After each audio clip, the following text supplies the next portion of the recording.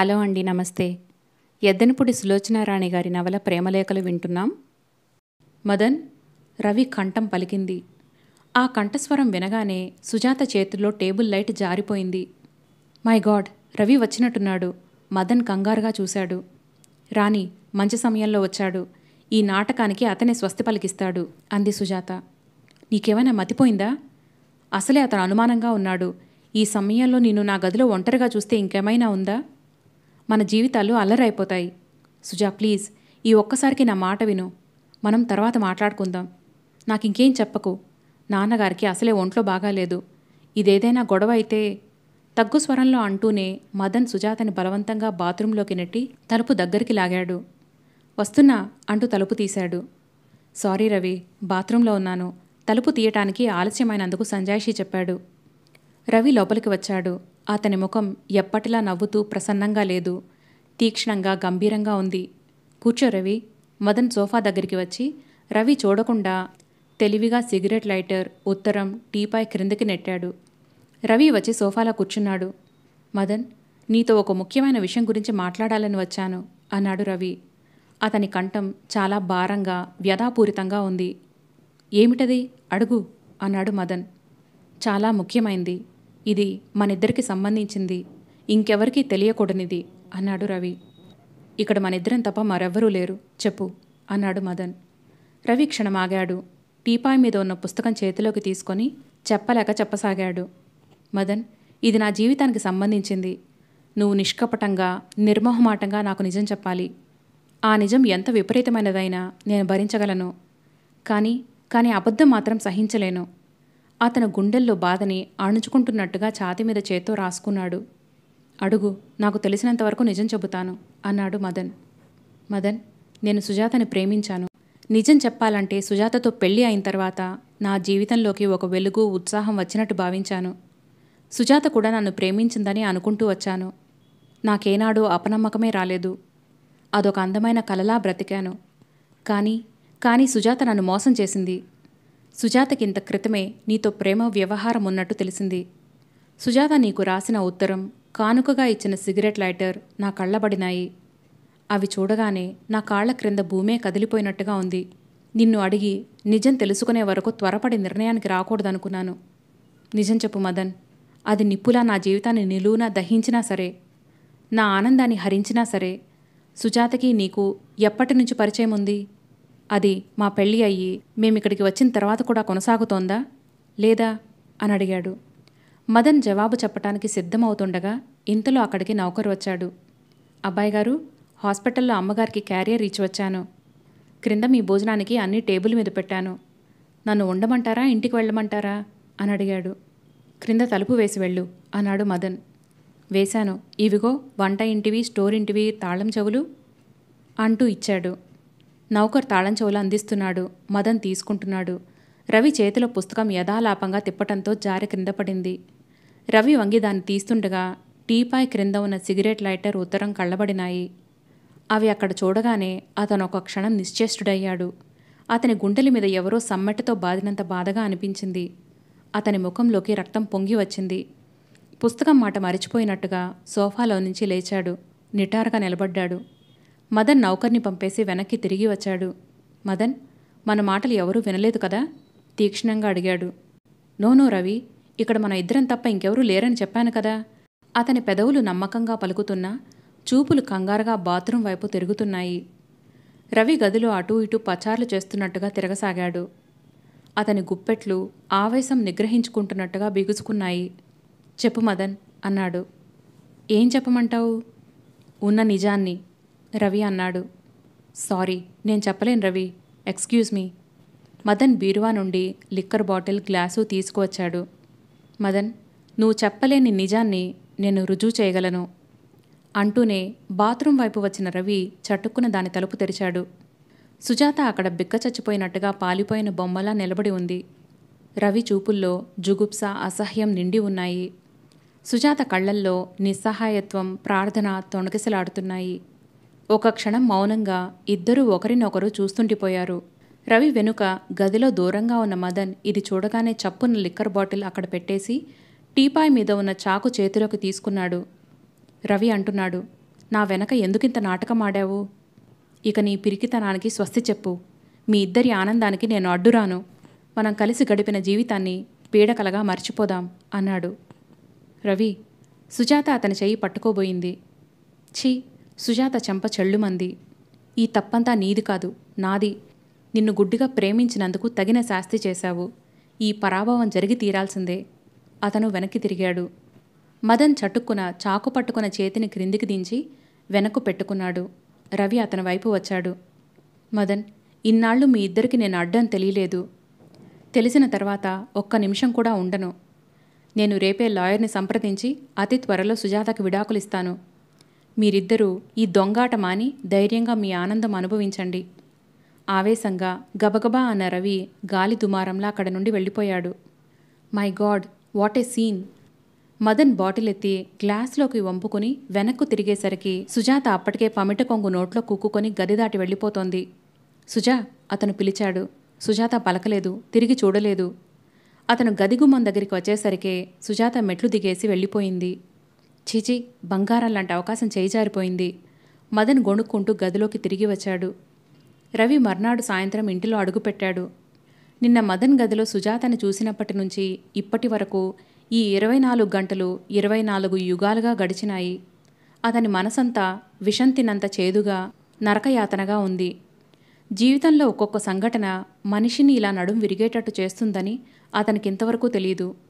మన మంచి మనకి అండ అనుకునే తత్వం అతనిది. మన మంచే మనకి శాపమనే అనుభవం కలిగించింది. ఈ పగలంతా క్లబ్లో జాగారం చేసిన అతను దెబ్బతిన్న బెబ్బులిలా ఉద్రేకంతో గాండ్రుమంటున్న మనసుని అదుపులోకి తెచ్చుకోవటానికి ప్రయత్నిస్తూ గడిపాడు. ప్రతి మనిషికి జీవితంలో ఎప్పుడో ఒకసారి వ్యక్తిత్వాన్ని సవాలు చేస్తూ ఒక విషమ పరీక్ష ఎదురవుతుంది. దాన్ని ఎదుర్కోవటంలోనే అతని చిత్త నైర్మల్యం, సంస్కారం బయటపడుతుంది. ఇందులో సుజాత తప్పొప్పుల గురించి అతను ఆలోచించటం లేదు. మహాశూన్యంగా కళ్ళెదుట నిలుస్తున్న తన భవిష్యత్తు గురించే దిగులు పడుతున్నాడు. సుజాత కంటే విమల మీద అతనికి ఆగ్రహం రెట్టింపు వస్తోంది. చెల్లెలు ఇలాంటి కళంకిని అని చెప్పకుండా తనను మోసం చేసింది. ఈ చేదు నిజాన్ని అతను భరించలేకపోతున్నాడు. అతని మనసు ఈ క్షణంలో అందరి మీద తిరగబడుతోంది. నారాయణరావు గారు మాత్రం ఏం చేశారు? ఒక్క మాట, ఒక చిన్న మాట తనకి చెప్పలేదు. చెబితే తను ఇక్కడ ఉండడని, ఈ ఫ్యాక్టరీ వ్యవహారాలు చూడడని భయపడ్డాడు కాబోలు. చిచి, ఏ మనుషులు వీళ్ళు! ప్రతి ఒక్కరూ తన జీవితాన్ని చదరపు గళ్ళు గీసి ఎవరికి వారిదే స్వార్థ ప్రయోజనంతో ఒక్కొక్క గడి ఆక్రమించుకొని ఆత్మీయతని నటించారు. అతను జుట్టులోకి వేళ్లు పోనిచ్చి నిస్సహాయంగా కూర్చున్నాడు. ఇప్పుడేం చేయటం? ఇంత ఘోరం జరిగిన తర్వాత ఇద్దరి భవిష్యత్తు ఏమిటి? అతనికి వారం రోజుల క్రితం అమలాపురం దగ్గర ఒక పల్లెటూరు నుంచి ఒక స్నేహితుడు రాసిన ఉత్తరం గుర్తుకు వచ్చింది. రవి, నీ ఉద్యోగం పోయిందని రాశావు. ఎలాంటి పరిస్థితుల్లో అది పోయిందో నీ ఉత్తరం ద్వారా తెలియగానే ఈ ప్రపంచంలో మంచితనానికి అలాంటి శిక్షలే ఎదురవుతూ ఉంటాయనుకున్నాను. ఉద్యోగం పోయిందని దిగులు పడకు. Ravi, be brave. ఇక్కడ మా ఊళ్ళో హై స్కూల్లో ఇంగ్లీష్ టీచర్ పోస్ట్ ఒకటి ఖాళీగా ఉంది. అది నీకు వచ్చేలా చేసే బాధ్యత నాది. నీ భార్యను తీసుకుని వెంటనే బయలుదేరి వచ్చేయి. పల్లెటూరని భయపడకు. మంచివాడి మనసులా పచ్చగా కొబ్బరి చెట్లతో, పిల్ల కాలువలతో ప్రశాంతంగా హాయిగా ఉంటుంది. పట్నవాసపు అలజడులు, ఉద్రేకాలు ఉండవు. నన్నడిగితే ఇలాంటి ఊళ్ళు నీలాంటి వాళ్లకి స్వర్గంలా ఉంటాయి. ఎప్పుడు వస్తున్నావో జవాబు రాయి అనుంది. రవి ఆ ఉత్తరం చూసి నవ్వుకున్నాడు. నేనిక్కడ హైదరాబాద్లో నారాయణరావు గారి ఫ్యాక్టరీ వ్యవహారాలు చూస్తున్నాను. నీకు నా కృతజ్ఞతలు అంటూ ఉత్తరం రాయాలని అనుకుంటూనే పనుల ఒత్తిడిలో అశ్రద్ధ చేశాడు. రవి క్లబ్లోనే కూర్చొని అతనికి తను బయలుదేరి వస్తున్నట్టుగా ఉత్తరం రాశాడు. సుజా, నా భవిష్యత్తు నేను నిర్ణయించుకున్నాను. నేను వెళ్ళిపోతున్నాను. మనమిద్దరం కలవం. నీ సంగతి నీ ఇష్టం. సుజాతకి ఈ మాటలు ఉత్తరంగా రాయటానికి అతను ఎంతగానో ప్రయత్నించాడు. కానీ సాధ్యం కాలేదు. ముఖాముఖి చెప్పటానికి సుజాతని ఈ కళ్లతో చూడబుద్ధి కావటం లేదు. అయినా తప్పదు. సుజాతకి పెడముఖంగా నిలబడి ఈ 2 మాటలు చెప్పటానికి అతను నిశ్చయించుకున్నాడు. అందుకే ఇంటికి వచ్చాడు. అతను వచ్చేసరికి ఇల్లు నిశ్శబ్దంగా ఉంది. పని మనిషి ఎదురైంది. అమ్మగారిని పిలు, ముందు గదిలో నిలబడే అన్నాడు. రాత్రంతా జాగరణ చేయటంతో నిద్రలేమితో అతని కళ్ళు ఎర్రగా జ్యోతుల్లా ఉన్నాయి. స్నానం చేయలేదు, భోజనం చేయలేదు. ఎప్పుడు ట్రిమ్గా ఉండే అతను బట్టలు అంత నలిగినా ఆ ధ్యాస లేనట్టుగా ఉన్నాడు. అయ్యగారిని క్షణం యగాదిగా చూసిన పని మనిషి ఆయన స్థితి సరిగ్గా లేనట్టుగా అంతలోనే కనిపెట్టేసింది. అమ్మగారు లేరు బాబు, ఊరు వెళ్ళారు అంది. ఊరా? అవును, రాత్రి మెడ్రాస్ వెళ్ళారు. పడగ్గది తాళం చెవి మీ దగ్గర ఉందిటగా. ఇంటివి ఇవిగో నాకిచ్చి మీకిమ్మన్నారు అంది. రవి చకితుడైనట్టు నిలబడ్డాడు. అతనికి నిలబడ్డానికి కూడా ఓపిక లేనట్టుగా ఉంది. అనేసి బెడ్రూమ్ వైపు వెళ్ళాడు. విమలని మూర్తిని తీసుకురావటానికి వెళ్ళింది కాబోలు.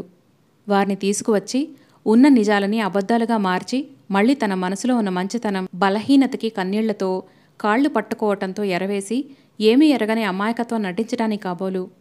రవి కోపంగా గదిలోకి వెళ్ళాడు. విసురుగా పెట్టెలాగి బట్టలు తీసి పెట్టెలోకి గిరాటు కొట్టాడు. టేబుల్ మీద ఫోటో ఫ్రేమ్లో సుజాత నవ్వుతూ చూస్తోంది. ఇదివరకు ఆ ఫోటోని చూస్తే తనకి ఎలాంటి మైకం వచ్చేది? ప్రేమ అనే మాయ తెరాది. సుజాత నవ్వుతున్న ఆ నవ్వు ఇప్పుడు అతన్ని వెక్కిరిస్తున్నట్టుగా ఉంది. ఆ నవ్వుతో చెవులు బద్దలు చేసే శబ్దంలా వినిపిస్తున్న రవి అది భరించలేనట్టుగా ఆ ఫోటో తీసి గిరాటు కొట్టడానికి టేబుల్ దగ్గరకు వచ్చి అక్కడ ఉత్తరం చూసి ఆగిపోయాడు. అది సుజాత రాసిన ఉత్తరం. పైన రవికి ప్రార్థనాపూర్వకంగా సుజాత అని ఉంది. అతను క్షణం ఆగాడు. ఏం రాసుంటుంది? జరిగిన దానికి పశ్చాత్తాప ప్రకటన? ఇంకెప్పుడు ఇలాంటివి జరగనీయను అనే క్షమాపణ? లేక మళ్ళీ కొంగుకి ముడేసుకోవాలనే ప్రయత్నమా? మెల్లగా అయిష్టంగా ఆ ఉత్తరం తీశాడు. కవర్లో ఉన్న కాగితాలు బయటికి లాగాడు. ఉత్తరం మరీ పెద్దగా ఏం లేదు కాబట్టి తన సహనానికి పరీక్ష ఉండదు. రవి ఆ కాగితాలు తీసుకొని మొదటి నుంచి చదవసాగాడు. దయుంచి నేను రాసుకున్న ఈ సంజాయిషి కాస్త శాంతంతో మనస్ఫూర్తిగా చదవమని చేతులు జోడించి నేను ప్రార్థిస్తున్నాను. సంజాయిషి అని ఎందుకు అనుకుంటున్నానంటే నా వల్ల ఒక అపరాధం జరిగింది. అది నిన్న మదన్ గదిలో చూడటం కాదు. అంత క్రితమే నేను నిన్ను పెళ్లి చేసుకోకముందే కాలేజీలో చదువుకునేటప్పుడు మదన్ నాకు లత వల్ల పరిచయం అయ్యాడు. అతడి డబ్బు దర్జా చూసి నేను బెదురుగా ఉండిపోతే స్నేహపూరితమైన మాటలతో నన్ను లాలించాడు. నన్ను ప్రేమించానన్నాడు. తన తల్లిదండ్రులు కోడలుగా రావాలని అనుకుంటున్న అన్ని లక్షణాలు నాలో ఉన్నాయన్నాడు. కాబట్టి నన్ను పెళ్లి చేసుకుంటానన్నాడు. నేను మదన్ని నమ్మాను. ఆ నమ్మకంతోనే బావ సుస్థి అని తెలిసి నేను మద్రాస్ వచ్చినప్పుడు పిచ్చి ప్రేమతో ఉత్తరాలు రాశాను. అతనికి కానుకలు తెచ్చిచ్చాను. మదన్ పెళ్లి కాకముందే మేమిద్దరము శారీరకంగా ఒకటి కావాలనే కాంక్ష కనపరిచాడు. ఇక్కడ మాత్రం నేను పెరిగిన వాతావరణం, నాలో జీర్ణించుకున్న ఛాందస్ భావాలే నన్ను రక్షించాయి. మదన్ కోరికని నేను అంగీకరించలేదు. దృఢచిత్తంతో నిర్భయంగా తిరస్కరించాను. పెళ్లి అయ్యేంతవరకు అలాంటి చనువు సహించలేను అని చెప్పాను. మదన్ తల్లిదండ్రులతో నా విషయం చెప్పాడు. నారాయణరావు గారు నా గురించి ఆరా తీశారు. ఆయనకి నా ప్రవర్తన, మా కుటుంబం నచ్చినట్టున్నాయి. మేం చాలా బీదవాళ్లమని కూడా చూడకుండా మా పెళ్లికి ముహూర్తం పెట్టించారు. పెళ్లి దగ్గర పడుతుండగా నా అదృష్టమో దురదృష్టమో లతకి మదన్కి సంబంధం ఉన్న విషయం నా కళ్ళారా చూశాను. నాతో మదన్కి జరుగుతున్న పెళ్లి కేవలం నారాయణరావు గారి నోరు మూయించడానికే ఒప్పుకున్న నాటకం అని మదన్ అంటుండగా నా చెవుల ద్వారా స్వయంగా విన్నాను. మదన్ నన్ను ప్రేమించలేదు. అదంతా ఒక బూటకం. లతతో సంబంధం ఉంచుకోవటానికి నన్నొక పావుగా జీవితంలో ఏర్పరచుకుంటున్న కఠోరమైన నిజం. ఇది తెలియగానే నేను తల్లడిల్లిపోయాను. పెళ్లి దగ్గరలో వచ్చింది. నేను ఎదురు తిరిగాను. ఆ పెళ్లి చేసుకోనని ఖచ్చితంగా చెప్పాను. కానీ మొహమాటస్తుడైన నాన్న భయపడ్డాడు. అల్లరైపోతామని జంకాడు. జన్మలో నాకు పెళ్లి కాకుండా పరాభవం చేస్తానని మదన్ బెదిరించాడు. ఆ పరిస్థితుల్లో నాకు చచ్చిపోవాలనే అనిపించింది. కానీ మనసు కూడదీసుకున్నాను. నేనెందుకు చచ్చిపోవాలి? నేనేం తప్పు చేశాను? ఏది మంచిదో కాదో నిర్ణయం చేసుకోలేని ఆ పరిస్థితుల్లో మదన్కి దూరంగా పారిపోవాలనే తహతహతో నేను నాన్నకి చెప్పకుండా అక్క దగ్గరికి పారిపోయి వచ్చాను. అక్క జరిగిందంతా విని నేను తీసుకున్న నిర్ణయం సరైనదేనని సమర్థించింది. ఆ పరిస్థితుల్లో నువ్వు నన్ను పెళ్లి చేసుకోవటానికి సుముఖత చూపిస్తుంటే నేను తిరస్కరించలేకపోయాను. నీతో పెళ్లితో నా జీవితం మలుపు తిరిగింది. నాలో కొత్త ఆశలు చివుళ్లు తొడగటం ప్రారంభించినాయి. వెచ్చటి నీ అనురాగం ముందు గతం మంచులా కరిగిపోసాగింది. మదన్ సంగతి పీడకలగా భావించి మర్చిపోతుండగా మదన్ మళ్ళీ నీకు తెలిసిన వ్యక్తిగా నా ముందు ప్రత్యక్షమయ్యాడు. అతను నీ భార్యగా నన్ను చూసిన క్షణం నుంచి మరీ పిచ్చెక్కినట్టయ్యాడు.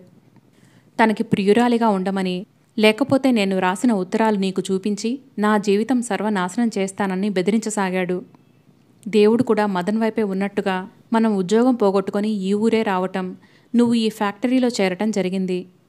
రవి, ఒక్కసారి వెనక్కి తిరిగి ఆలోచించుకో. ఈ బడబానలం నా గుండెల్లో ఉండగానే నేను ఊరిలో ఉండవద్దని, ఈ ఫ్యాక్టరీ సంగతి మనకి వద్దని ఎన్నోసార్లు చెప్పాను. కానీ నిన్ను ఒప్పించలేకపోయాను. కాబట్టి మూగగా ఆ శిక్ష అంతా నేను భరించాను.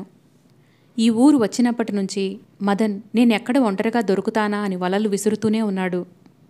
లతకి ఉత్తరాలిచ్చి నీ మీదకి ఉసిగొల్పాడు. లత మన ఇంటికి వచ్చి ఫ్యాక్టరీలో మళ్లీ తనకి ఉద్యోగం ఇప్పించమని, లేకపోతే ఇవి నీకు పంపిస్తానని బెదిరింపులు మొదలుపెట్టింది. ఒక పక్క మదన్, మరో పక్క లత నా జీవితం కత్తులు బోనుగా మార్చేశారు. నేను మదన్కి లొంగకుండా తిరస్కరించిన కొద్దీ అతనికి నా మీద కసి మరీ పెరగసాగింది. ఇక లాభం లేదని భావించిన అతను ఉత్తరం, సిగరెట్ లైటరు నీకు పంపేశాడు. నా మీద ఇంత కక్ష సాధించినందుకు అతనికి బుద్ధి చెప్పటానికి ఆ సిగరెట్ లైటర్ తీసుకుని సరాసరి అతని ఇంటికి వెళ్ళాను. ఆ సమయంలో నువ్వొచ్చావు. తన గదిలో నన్ను ఉండగా చూస్తే నువ్వు మరీ ఆవేశపడతావని మదన్ నన్ను దాక్కోమని బ్రతిమలాడుతూ బాత్రూంలోకి తోశాడు. రవి, ఎన్నో వందల సార్లు నేను చిక్కుకున్న ఈ విషమ పరీక్షల గురించి నీకు చెప్పాలని ప్రయత్నించాను. కానీ నా వల్ల కాలేదు. నా శక్తి చాలలేదు. దానికి కారణం నువ్వు నా మీద చూపుతున్న ప్రేమ, ఆప్యాయతలు పోగొట్టుకుంటాననే భయమే. ఈ వలయం సృష్టించుకున్నది నేను. నేనే ఛేదించాలని, దీని నుంచి విముక్తి పొందాలని పెనుగులాడాను. కానీ నాకు శక్తి చాలలేదు. నేను చిత్తుగా ఓడిపోయాను. రవి, సిగ్గు విడిచి ఏ ఆడపిల్ల తనంతట తాను ఇలాంటి ప్రేమ వ్యవహారం గురించి భర్తతో చెప్పగలదు? నాకు తెలుసు, మన సంఘంలో ఆడపిల్లకి ఇలాంటి ప్రేమ కథలు ఉండకూడదు. ఒకవేళ ఉంటే ఆ పిల్ల ఆత్మహత్య చేసుకొని చచ్చిపోవాలి. జీవితం మలుపు తిప్పుకొని మరో బాట వెంట నడిచి వెళ్ళకూడదు. ఇదెక్కడి న్యాయం? రవి, ఇదే మగపిల్లాడైతే ఇలాంటి 1,00,000 ప్రేమ కథలు పెళ్లికాక ముందున్నా సిగ్గుపడడు. పెళ్ళి అయిన తర్వాత ఇంకో 10 సాగించినా ఎవరూ ఏమీ అనరు. చివరికి కట్టుకున్న భార్య కూడా నోరెత్తకూడదు. ఈ న్యాయం ఎవరూ మార్చలేరా? ఈ తులాదండం ఇలా ఒకవైపే మొగ్గు చూపుతూ ఇంకా ఎన్ని యుగాలు పక్షపాతం ప్రదర్శిస్తూ ఉంటుంది? ఒక మగవాడి దురాలోచనకి లోనైన ఆడపిల్ల ఇంకో మంచి మనసు గల మగవాడు చేయూత ఇవ్వకపోతే ఏమైపోతుంది? ఆ అమ్మాయి బ్రతుకు శాశ్వతంగా నరకంలో పడాల్సిందేగా? నిజమే రవి, నేను మనస్ఫూర్తిగా ఒప్పుకుంటున్నాను. శ్రీమంతుడైన మదన్ నన్ను పెళ్లి చేసుకుంటానంటే అతన్ని అనుమానించకుండా వెంటనే హృదయం పులకించటం నాది తప్పే. అమాయకంగా ఉండడం నా అపరాధమే. కలలు కనటం నా నేరమే. కానీ నేనేం చెయ్యను? నేను పుట్టి పెరిగిన వాతావరణం నాకు అలాంటి అమాయకత్వం నేర్పింది. మంచి చెడుల విచక్షణ తెలియని, అనుభవశూన్యమైన నా కన్నె వయసు ఆ కలలు ఏర్పరిచింది. ఈ రోజున నేను చేసిన తప్పేమిటో నీకు తెలిసింది. కానీ ఈ అనుభవం ఆ గతాన్ని వెనక్కు తీసుకోలేకపోతోంది. రవి, చేతులు జోడించి ఆఖరి ప్రయత్నంగా నిన్ను ప్రార్థిస్తున్నాను. నువ్వది నమ్మినా నమ్మకపోయినా ఇది ఒకటి మాత్రం నమ్ము. నేను నీ భార్యగా ఎప్పుడూ నటించలేదు. మనసా వాచా నిండు మనసుతో ఆనందంగా ఆ రోజుల్లో బ్రతికాను. విమలక్క నిన్ను మోసం చేసిందని కలలో కూడా అనుకోకు. నా శీలం, చెక్కు చెదరని ఈ గతం నా జీవితం నుంచి తీసిపారేయవచ్చునని అనుకుంది. కానీ అదే పెద్ద బండరాయిగా మారి మన భవిష్యత్తుకి అడ్డుపడుతుందని ఊహించలేదు. అన్నీ దాపరికం లేకుండా నీకు తెలియజేశాను. ఈ సమస్య మనది. ఇందులో ఇంకొకరి జోక్యం గాని ఏమాత్రం ఉండదు. మన భవిష్యత్తు గురించి నువ్వు ఏది నిర్ణయిస్తే నేనది శిరసావహిస్తాను. మారు మాట్లాడనని వాగ్దానం చేస్తున్నాను. నేను అక్క దగ్గరికి వెళుతున్నాను. నీ నిర్ణయం తెలియచేసే ఉత్తరం కోసం 1000 కళ్ళతో ఎదురుచూస్తుంటానని మాత్రం మర్చిపోకు. ఈ దాపరికం అనే పంజరంలో నుంచి నేను బయటపడ్డాను. రవి, ఇప్పుడు 1000 కంఠాలతో నీ మీద నాకెలాంటి భావం ఉందో చెప్పగలను. క్రిందటి జన్మలో ఏ మంచి పని చేశానో నాకు తెలియదు కానీ ఆ సుకృతం పుణ్యంగా నువ్వు నాకు భర్తగా లభించావు. ఆ మంచి పనేమిటో తెలిస్తే ప్రతి జన్మలో తప్పకుండా ఎంత కష్టమైనా సరే ఆ పని చేస్తాను. ఎందుకో తెలుసా? జన్మ జన్మలకి నిన్ను భర్తగా పొందటానికి. నేను వెళ్తున్నాను రవి. నా మీద నీకు కలిగిన కోపం పోదేమోననే పుట్టెడు దిగులుతో, నువ్వు మళ్ళీ నీ దగ్గరికి పిలుస్తావనే గంపడంత ఆశతో, నా భవిష్యత్ ఏమిటో నాకే తెలియని అయోమయంతో వెళుతున్నాను. సుజా అన్న పిలుపే మళ్ళీ నాకు ప్రాణం పోయాలి. సుజాత. రవి ఆ ఉత్తరం చదువుతూ టేబుల్ దగ్గర నుంచి ఎప్పుడు తను వచ్చి మంచం మీద కూర్చున్నాడో అతనికే గుర్తులేదు. దీనంగా, వ్యధాభరితంగా, నిస్సహాయంగా ఉన్న సుజాత ఉత్తరం చదవగానే అతను మనసు మీద నుంచి కొండంత భారం దింపేసినట్టుగా అయ్యింది. అతనిలో నీరసం మాయమై శక్తి వచ్చినట్టుగా, వెన్నెముకకి బలం చేకూరి మళ్ళీ నిటారుగా నిలబడుతున్నట్టుగా అనిపించసాగింది. ఉత్తరం చివర అక్షరాలు పెద్దగా రాయబడి అక్కడక్కడ కన్నీళ్లు జారిపడినట్టుగా అతుక్కుపోయి ఉన్నాయి. అతని కళ్ల ముందు సుజాతని తను కొట్టిన దృశ్యం కదిలింది. అతని మనసు చివుక్కుమంది. లేచి టేబుల్ మీద ఉన్న ఫోటో దగ్గరికి వచ్చాడు. ఫోటోలో ఉన్న సుజాత చెంప మీద చూపుడు వేలుతో రాస్తూ, "నన్ను క్షమిస్తావుగా సుజా?" అన్నాడు అస్పష్టంగా. "కాఫీ కలపమంటారా? ఈ పూట అన్నంలోకి ఏం చేయమంటారు?" పని మనిషి వచ్చి అడిగింది. "కాఫీ కలుపు, వంట వద్దు, నేను ఊరు వెళ్తున్నాను" అన్నాడు. "ఏ ఊరు బాబూ?" అడిగింది. "మెడ్రాస్. మీ అమ్మగారు నా మీద అలిగి అక్కగారింటికి వెళ్ళింది. నేను బ్రతిమిలాడి తీసుకురావడానికి వెళుతున్నాను." ఇప్పటికీ అతను మామూలు రవిలా మాట్లాడుతున్నాడు. మదన్ అప్పుడే ముందు గదిలోకి అడుగుపెట్టాడు. అతన్ని చూడగానే పని మనిషి హుష్ అన్నట్టు పెదవుల మీద చెయ్యానించి మరో చేత్తో భయంగా గదివైపు చూపిస్తూ, "అయ్యగారున్నారు" అంది కంఠం తగ్గించి. అప్పటికే గదిలో రవి ఫ్యాక్టరీకి ఫోన్ చేసి హెడ్ క్లర్క్తో, "మెడ్రాస్ ట్రైన్కి టికెట్ దొరుకుతుందేమో ట్రై చేయండి, అర్జెంట్." "ఫైల్సా? నేనిప్పుడే ఫ్యాక్టరీకి వస్తున్నాను, కాగితాలన్నీ రెడీగా పెట్టండి, సంతకాలు చేస్తాను." "నా ప్రయాణం ఆపుకోవటానికి వీల్లేదు, అర్జెంటుగా వెళ్ళాలి." "మీటింగ్ వాయిదా పడిందని చెప్పండి, నేను తిరిగి వచ్చిన తర్వాత మాట్లాడతాను" అని ఫోన్ పెట్టేశాడు. యువతల పని మనిషి కంఠం తగ్గించి గబగబా మదన్తో చెప్పేస్తోంది. "అమ్మగారు కోపం వచ్చి అక్కగారి దగ్గరికి మద్రాసు వెళ్లారట. ఆయన బ్రతిమలాడి తీసుకురావటానికి వెళుతున్నారట, ఇప్పుడే నాకు చెప్పారు" అంది. "సుజాత, రవి నిన్న ఏమైనా పోట్లాడుకున్నారా?" మదన్ ఆతృతగా అడిగాడు. "టైం ఏది? అమ్మగారు నిన్న ఎక్కడికో వెళ్ళి వచ్చి ఊరు వెళ్ళిపోయారాయే. అయ్యగారు రాత్రంతా ఇంటికి రాలేదు, ఇప్పుడేగా వచ్చారు. వచ్చి ఉత్తరం ఏదో చదువుకుంటూ గదిలోనే కూర్చున్నారు." రవి ఫోన్ పెట్టేసిన శబ్దం వినగానే పని మనిషి కంగారుగా అక్కడి నుంచి వంట ఇంట్లోకి వెళ్ళిపోయింది. మదన్ క్షణంసేపు అక్కడ నిలబడటమా, వెనక్కు తిరిగి వెళ్ళిపోవటమా అని తటపటాయించాడు. అతను ఏ నిర్ణయానికి రాకముందే ఇంతలో రవి అక్కడికి వచ్చాడు.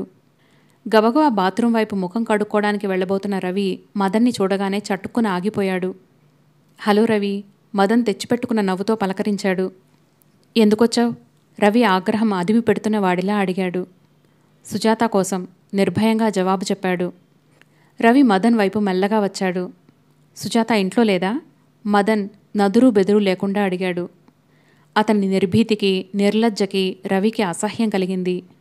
మదన్ని అప్పుడే మొట్టమొదటిసారిగా చూస్తున్నంత పరీక్షగా చూస్తున్నాడతను. ఎంత అందంగా ఉందా ముఖం, కానీ ఆ మనసు ఎంత వికృతమైనది. "సుజాతను ఒకసారి పిలుస్తావా?" సుజాత ఊరు వెళ్ళిన విషయమే తెలియనట్లు అడిగాడు. రవి దవడ ఎముక కదలాడింది. "సుజాతతో నీకేం పని?" అతని కంఠం పదునుగా పలికింది. "ఏం పనేమిటి? నువ్వు నిన్న సుజాతకు విడాకులు ఇస్తానని అనలేదు?" "థ్యాంక్యూ రవి, ఇన్నాళ్ల నుంచి ఇలా రహస్యంగా పిరికివాళ్లల్లా ప్రేమికులుగా గడపటమే మాకు సిగ్గుగా ఉండేది. ఈ చాటుమాటు వ్యవహారంతో మాకు విసుగెత్తిపోయింది. మేమిద్దరం కూడబలుక్కొనే ఈ సిగరెట్ లైటరు ఉత్తరం పంపించాం.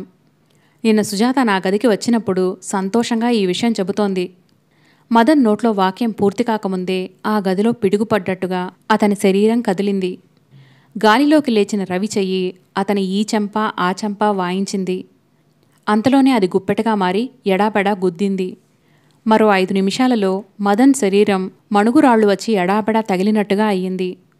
అతను రవి తనను కొడుతున్నాడనే షాక్ నుంచి తేరుకొని ఎదురు తిరిగే లోపలే రవి అతని జుట్టు దొరకపుచ్చుకొని గుంజుతూ, "యూ స్కౌండ్రల్, ఇన్నాళ్లు సుజాతని వేధించావు, నాకంతా తెలిసింది. నేను బ్రతికుండగా సుజాతని నువ్వుకి ఏం చేయలేవు. గెటౌట్. ఇంకోసారి నా కళ్లకు కనిపించావంటే నా చేతుల్లో నీ చావు తప్పదు, జాగ్రత్త" అంటూ భుజం పట్టి గుమ్మంలో నుంచి విసురుగా బయటికి తోశాడు.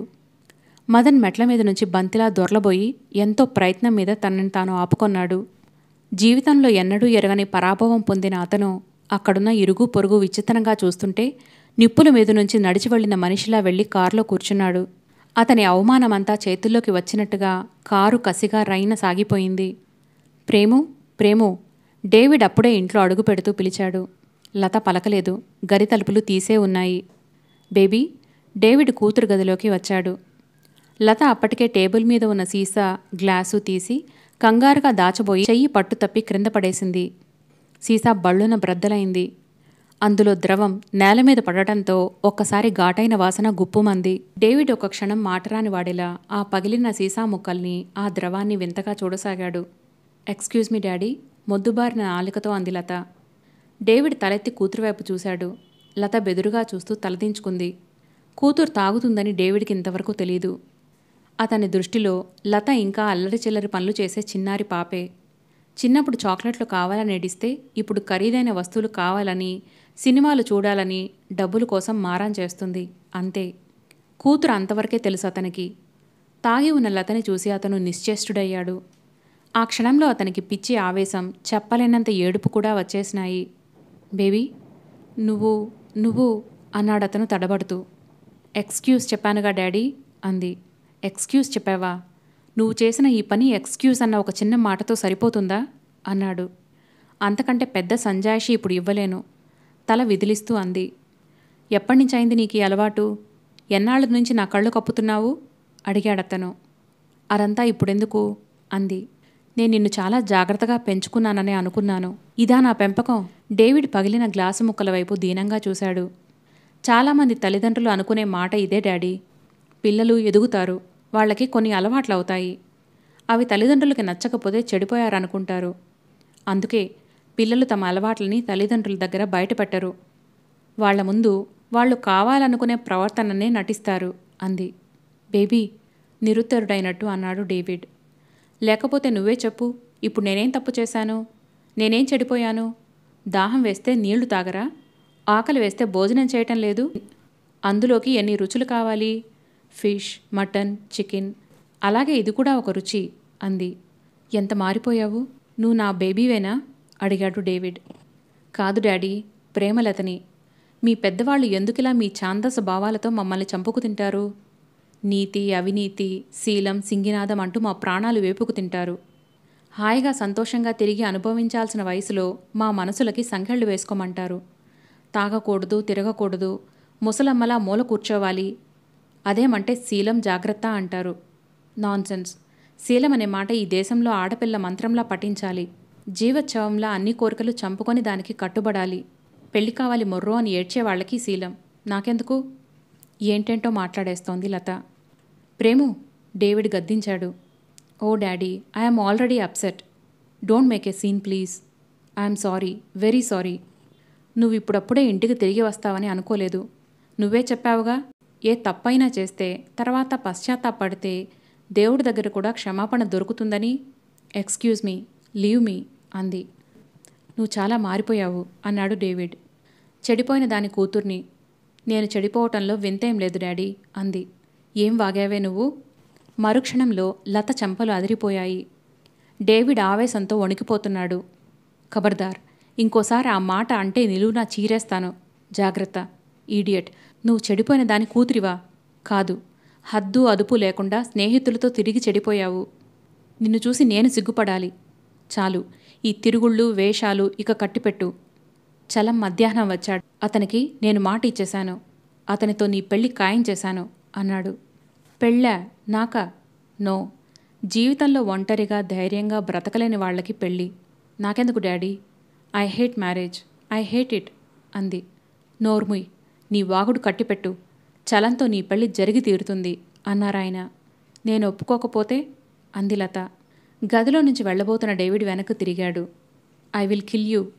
డేవిడ్ వెళ్ళిపోయాడు. లత నిశ్చేష్టురాలై నిలబడింది. I will kill you. తండ్రి మాటలు గింగురుమంటున్నాయి. లత ముఖంలో చిరుచెమటలు అలుముకొన్నాయి. సుజాత గదిలో ఒంటరిగా, దిగాలుగా, శూన్యంలోకి చూస్తూ కూర్చొని ఉంది. భుజం మీద చెయ్యి ఆనటంతో ఉలిక్కిపడి తిరిగి చూసింది. ఏమిటి సుజా ఇది? నువ్వు వచ్చినప్పటి నుంచి చూస్తున్నాను. నువ్వు సరిగ్గా లేవు. ఏం జరిగిందో చెప్పమంటే ఏం లేదంటున్నావు? నా నుంచే ఏదో దాస్తున్నావు విమల నిష్ఠూరంగా అంది. ఏం లేదక్కా. ఎందుకే నా దగ్గర అబద్ధాలు ఆడుతున్నావు నువ్వు? చెప్పే మాట అబద్ధమని నీ ముఖమే చెబుతోంది అంది. సుజాత చేతుల్లో తలదించుకుంది. మరుక్షణం దుఃఖం ఉప్పెనలా పొంగి వచ్చేసింది. ఏమిటే, ఏమైందే అంది విమల కంగారుగా. నేను పెళ్లి కాకముందే ఎందుకు చచ్చిపోలేదక్కా? ఈ ఆత్మహత్య అప్పుడే చేసుకుంటే ఎంత బాగుండేది అంది. ఏమిటి నీ పిచ్చివాగుడు? అసలేమైంది? అక్క, సుజాత బేలగా చూసింది. చెప్పవే, ఇదివరకు నీకే కష్టం వచ్చినా నాకు చెప్పేదానివి కదా. సుజాత చెప్పలేక చెప్పింది. విమల నిశ్చేష్టురాలైంది. నీకసలు బుద్ధుందా? ఇంత జరిగిన తర్వాత ఇంకా దాచుకొని నీలో నువ్వే కుమిలిపోతూ కూర్చుంటావా? నేనప్పుడే రవికి అంతా చెప్పేమని ఉత్తరం రాశానుగా అంది. చెప్పలేకపోయాను. ధైర్యం చాలలేదు. ఆ ఉత్తరాలు, సిగరెట్ లైటర్ రవి చూస్తే చాలా బాధపడతాడని అతనికి తెలియకుండానే వెనక్కి తీసుకోవాలని ప్రయత్నించాను అంది. నీ మొహంలా ఉంది. నీ తెలివి తక్కువ ఆలోచనలతో అతని మరింత బాధలోకి తోశావు. అప్పుడే చెప్పలేనని నాకు రాయకపోయావా అంది. నీకు గర్భం పోయిందని నీరసంగా ఉన్నావని బావ వ్రాస్తేను ఆ పరిస్థితిలో నిన్ను బాధ పెట్టడం అవుతుందని ఊరుకున్నాను అంది. మంచి పని చేశావులే. లే అన్నం తిందురా అంది. నేను రాసిన ఉత్తరం చూసి నన్ను క్షమిస్తాడని ఆశపడ్డాను అంది సుజాత. ఈ విషయం అంత తేలికైందా? రవి నిన్ను క్షమించినా నన్ను క్షమించడు. కాబట్టి నేనే స్వయంగా అతనికి చెప్పాలి. పద, సాయంత్రం ట్రైన్కి బయలుదేరుదాం అంది విమల. అక్క, ఏదో చెప్పబోతూ ఆగిపోయింది సుజాత. ఇంతకంటే మార్గం లేదు సుజా.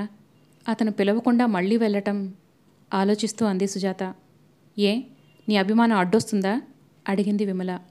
కాదక్క, అతన్ని అప్పటికే చాలా బాధ పెట్టాను. ఇంకా బాధ పెట్టడం ఎందుకని? రవి సంగతి నీకింకా బాగా తెలియదులా ఉంది సుజా. అతనిలో మంచితనమే కాకుండా మనుషుల్ని అర్థం చేసుకునే విచక్షణ కూడా ఉంది. నీ మీద కానీ నా మీద కానీ ఎంత కోపం వచ్చినా మనల్ని అవమానం మాత్రం చేయడు. ఆ నమ్మకం నాకుంది అంది. సుజాత వడలిన ముఖంలోకి కాస్త ఆశ వచ్చింది. నారాయణరావు గారు మంచం మీద పడుకొని ఉన్నారు. మదన్ క్యారియర్ తీసుకొని వచ్చాడు. భోజనం అయిన తర్వాత ఈ మందు వేసుకోండి అంటూ నర్సు మందు అక్కడ పెట్టి వెళ్ళిపోయింది. నువ్వు తెచ్చావే, మీ అమ్మ ఏమైంది? లేచి కూర్చుంటూ అడిగారాయన. ఒంట్లో బాగులేదు, చాలా తలనొప్పిగా ఉందట అన్నాడు మదన్ క్యారియర్ విప్పి గిన్నెల్లో అన్నం ప్లేట్లో పెడుతూ. వచ్చింది తలనొప్పి, దానికి నా గురించే భయం. నేనెంత చెప్పినా మనసుకి ధైర్యం తెచ్చుకోదు. నేను కాస్తా పోతే ఎలాగా అని భయం. నీకు పెళ్ళి పెటాకులు కాలేదని అది కూడా ఒక బెంగ భోజనం చేస్తూ అన్నారాయన. మదన్ తర్కించలేదు, ఎదురు జవాబు చెప్పలేదు. బుద్ధిమంతుడిలా ఆయనకు వడ్డిస్తూ నిలబడ్డాడు. ఇంతలో డాక్టర్ పరీక్ష చేయటానికి వచ్చాడు. ఎలా ఉన్నారు ఈ పూట అని అడిగాడు. ఇంకా ఎన్నాళ్ళీ జీవితం గుదిబండలా మోయాలి అని దిగులు పడుతున్నాను. నా ముఖాన్ని ఇంకేం బాధలు రాసిపెట్టున్నాయో అన్నారాయన. మీ అబ్బాయా? మదన్ని చూస్తూ అడిగాడు. అవును, నా సుపుత్రరత్నం, వంశోద్ధారకుడు అన్నారాయన. మీ పోలికే సుమా? డాక్టర్ నవ్వుతూ అన్నాడు. గుణాలలో మాత్రం కాదులేండి అన్నారు. డాక్టర్ నవ్వాడు. పరీక్ష చేసి రేపు మీరు డిశ్చార్జ్ అవ్వచ్చు అని చెప్పి వెళ్ళాడు. ఈ వెళ్ళటం రావటం కంటే ఉండటమో వెళ్ళటమో తేల్చేయకూడదు మీరు అడిగారాయన. ఎక్కడా? ఈ హాస్పిటల్లోనా డాక్టర్ అడిగారు. కాదు, ఈ ప్రపంచంలోనే అన్నారాయన. అది నిర్ణయం చేయాల్సింది మేం కాదు కదండి, ఆ భగవంతుడు. డాక్టర్ వెళ్ళిపోయాడు. ఇంకెందుకు, మీ అమ్మకి కూడా ఒంట్లో బాగాలేదని అన్నావుగా, త్వరగా ఇంటికి వెళ్ళు అన్నారాయన. మదన్ క్యారియర్ సర్ది పెట్టుకొని లేచాడు. ఇదిగో ఆయన వెనక్కు పిలిచారు. మదన్ తిరిగి చూశాడు. మళ్ళీ ఏ క్లబ్లోకో చూడకుండా సరాసరి ఇంటికే వెళ్ళు అన్నారు. అలాగే డాడీ, ఇంటికి వెళ్ళగానే అమ్మ చేత మీకు ఫోన్ చేయిస్తాను, సరేనా అన్నాడు మదన్. ఈ బుద్ధిమంతుడితనం ఈ మాటల్లోనే కాదు, నీ పెళ్లి విషయంలో కూడా చూపించు, సంతోషిస్తాను అన్నారాయన. మదన్ ఎంతో బుద్ధిమంతుడిలా తలదించుకున్నాడు. మీరింటికి రండి, ఇంటికి రాగానే మీకు నచ్చిన పిల్లని సెటిల్ చేయండి. ఇక మిమ్మల్ని బాధ పెట్టను. డాడీ, ఇందాకే అమ్మకి ఒట్టు కూడా వేశాను. నా విషయంలో ఇక ఎలాంటి దిగులు పడవద్దు అన్నాడు. ఏమిటి విశేషం? ఇంత మార్పు హఠాత్తుగా ఎలా వచ్చింది అన్నారు. నేను మారిపోయాను డాడీ అన్నాడు మదన్. నమ్మమంటావా అనుమానంగా అడిగారు సుందరరామయ్య గారు. అది మీ ఇష్టం. మదన్ క్యారియర్ తీసుకొని వెళ్ళిపోయాడు. నారాయణరావు గారు వెనక్కు వాలి పడుకుంటూ, నువ్వు నిజం చెప్పినా నమ్మలేని స్థితికి వచ్చాను నేను మదన్ అనుకున్నారు. మూర్తి కుర్చీలో కూర్చుని పేపర్ చూస్తున్నాడు. రవి సూట్ కేస్ చేత పట్టుకొని లోపలికి వచ్చాడు. నువ్వా? మూర్తి అతని వైపు ఆశ్చర్యంగా చూడసాగాడు. ఏమిట్రా అలా చూస్తున్నావు? అంత గుర్తుపట్టలేనంతగా మారిపోయానా ఏమిటి? నవ్వు తెచ్చిపెట్టుకుంటూ అన్నాడు రవి. ఆ మాసిన గడ్డం, పీక్కుపోయిన ముఖం చూస్తుంటే అలాగే అనిపిస్తోంది. ఇదేమిటి నువ్విలా వచ్చావు? సుజాత, విమల నిన్న హైదరాబాద్ వెళ్లారే అన్నాడు. పెట్టె కింద పెట్టి కుర్చీలో కూర్చోబోతున్న రవి ఆగటమే కాకుండా నిటారుగా అయ్యాడు. సుజాత హైదరాబాద్ వచ్చిందా? మూర్తి తల ఊపాడు.